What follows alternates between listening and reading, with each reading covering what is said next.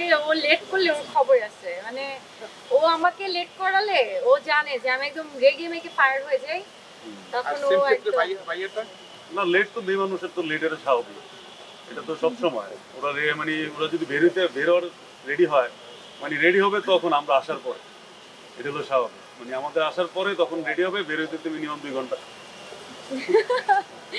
এটা আসলে অভ্যাস হয়ে গেছে। ভাইয়ের কাছে আরেকটা বিষয় জানতে চাই, আপুর বিষয় তিনটা ভালো দিক বলবেন, যে তিনটা ভালো দিক আপনাকে খুব আগ্রহ জাগিয়েছে প্রেম করার জন্য বা ওনাকে জীবন ভালো সঙ্গী দিক করার বলতে গেলে ওর তো ভালো দিক তিনটাতে শেষ করা যাবে না, অনেকগুলো ভালো দিক।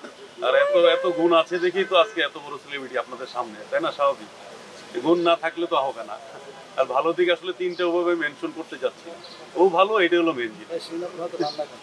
রান্না আসলে ওরা ওভাবে রান্না করে না, এটা হয়তো নর্মালি করে, ট্রাই করলে ভালো হবে।